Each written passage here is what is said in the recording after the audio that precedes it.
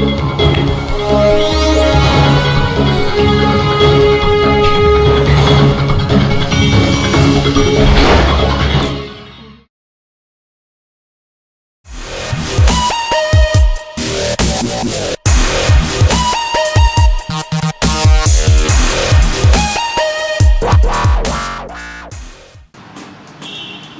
कृति भूमि news में आपका स्वागत है। आप देख रहे हैं आज के मुख्य समाचार।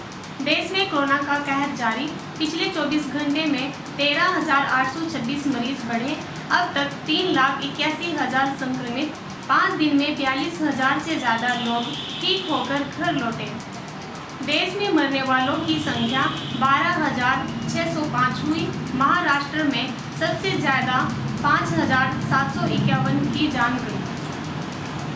दिल्ली में भी लगातार दूसरे दिन रिकॉर्ड 2,877 संक्रमित मिले। यहाँ 50,000 के करीब मरीज हो गए। राजधानी में रैपिड एंटीजन डिटेक्शन टेस्ट 169 जगहों पर शुरू कर दिया गया है। इसके लिए 341 टीमें बनाई गई हैं। राहुल गांधी ने फिर साधा केंद्र पर निशाना। कांग्रेस नेता राहुल गांधी ने गलवान घाटी की घटना को लेकर एक बार फिर सरकार पर निशाना साधा। कांग्रेस के पूर्व अध्यक्ष ने गुरुवार को एक ट्वीट में कहा, सरकार ने बिना हथियारों के जवानों को शहीद होने के लिए क्यों भेज दिया? चीन की इतनी हिम्मत कैसे हो गई कि वो हमारे जवानों की हत्या कर सके? इस पर विदेश मंत्री एस जयशंकर ने ट्वीट कर जवाब दिया कि गलवान में जो जवान शहीद हुए वे निहत्थे नहीं थे, उनके पास हथियार थे। विदेश मंत्री ने 1996 और 2005 के समझौते का हवाला दिया और कहा कि टकराव के दौरान जवान इन हथियारों का इस्तेमाल नहीं कर सकते थे। आइए जानते हैं क्या है 1996 और 2005 का समझौता। चीन के राष्ट्रपति जियांग जेमिन 1996 में भारत के दौरे पर आए थे।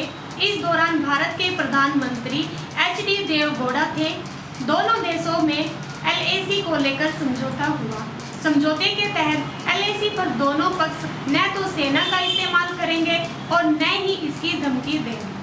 अगर किसी मतभेद की वजह से दोनों तरफ के सैनिक आमने सामने आते हैं तो वह संयम रखेंगे, विवाद को रोकने के लिए जरूरी कदम उठाएंगे।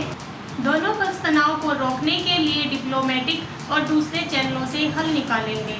और 2005 के समझौते में भारत के प्रधानमंत्री मनमोहन सिंह और चीन के राष्ट्रपति हू जिनताओ में सीमा विवाद के मुद्दे को सुलझाने के लिए एक समझौता हुआ। समझौते के मुताबिक दोनों देश बॉर्डर पर जो स्थिति है उसी में रहेंगे। साथ ही एलएसी पर सेनाओं के बीच विश्वास बनाने के लिए प्रोटोकॉल बनाए गए थे। इसके लिए स्पेशल रिप्रेजेंटेटिव्स हैं जो विवाद सुलझाने के लिए मैकेनिज्म तैयार करते हैं। इनकी कोशिश रहती है कि आखिरी फैसला आने से पहले बॉर्डर पर किसी तरह का तनाव न हो। 8 राज्यों में राज्यसभा चुनाव, 19 सीटों पर वोटिंग जारी। राज्यसभा की 19 सीटों के लिए 8 राज्यों में वोटिंग जारी है। यह शाम 4 बजे तक चलेगी। शाम 5 बजे से वोटों की गिनती शुरू हो जाएगी।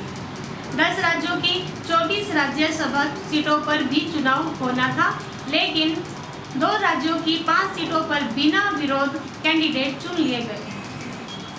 गुजरात की 4 में से 2 सीटों पर भाजपा और 1 पर कांग्रेस की जीत तय मानी जा रही है। 1 सीट पर पेंच फंसा है। विधायकों के आंकड़े के हिसाब से मध्य प्रदेश की 3 सीटों में से 2 पर भाजपा की जीत पक्की मानी जा रही है। 1 सीट कांग्रेस के खाते में जा सकती है। राजस्थान में भी 3 सीटों पर चुनाव है। इनमें से 2 पर कांग्रेस और 1 पर भाजपा की जीत लगभग तय है। आत्मनिर्भर भारत पर मारुति के चेयरमैन ने दिया बयान। देश की सबसे बड़ी कार निर्माता मारुति सुजुकी के चेयरमैन आर.एस. भार्गव का कहना है कि देश के मैन्युफैक्चरिंग हब बन सकता है, बशर्ते महंगी बिजली से राहत, टैक्स में छूट और जरूरी संसाधन सस्ते हो। हमारे देश में इंडस्ट्री को हर चीज महंगी दी जाती है, सबसे अधिक टैक्स भी इंडस्ट्री पर ही लगाया जाता है। नतीजा यह होता है कि हमारी मैन्युफैक्चरिंग की लागत ज़्यादा हो जाती है और हम वैश्विक प्रतिस्पर्धा में टिक नहीं पाते। अगर देश में मैन्युफैक्चरिंग हब बनाना है तो हमें इस ढर्रे को बदलना होगा। चीन को जवाब देने के लिए सेना तैयार, पीएम मोदी ने बुलाई सभी दलों की बैठक। एलएसी पर हालात बेहद तनावपूर्ण बने हुए हैं। इस बीच शाम 5 बजे प्रधानमंत्री नरेंद्र मोदी ने सभी दलों की बैठक बुलाई है। इस बैठक में अलग अलग पार्टियों के अध्यक्षों को आमंत्रित किया गया है। इस वर्चुअल बैठक में कांग्रेस की अध्यक्ष सोनिया गांधी, उद्धव ठाकरे, शरद पवार, अखिलेश यादव, हेमंत सोरेन, ममता बनर्जी, चंद्रबाबू नायडू शामिल होंगे। लगातार 13वें दिन बढ़े पेट्रोल डीजल के दाम। दिल्ली में 80 रुपये के पास पहुंचा तेल। कोरोना महामारी के संकट के बीच लोगों को पेट्रोल और डीजल की महंगाई की मार का भी सामना करना पड़ रहा है। कीमतों में वृद्धि का सिलसिला लगातार 13वें दिन भी जारी रहा और आज शुक्रवार को भी पेट्रोल और डीजल महंगा हो गया। दिल्ली में अब पेट्रोल 78 रुपये 37 पैसे, डीजल 70 रुपये 6 पैसे लीटर हो गया है। हरियाणा में 72 घंटे से ज़्यादा रुकना है तो पंजीकरण कराना होगा। कहां और किससे मिलना है ये भी बताना होगा। अब हरियाणा में 72 घंटे यानी 3 दिन से अधिक रुकने के लिए पंजीकरण कराना जरूरी होगा। यह पंजीकरण सरल पोर्टल पर उपलब्ध होगा।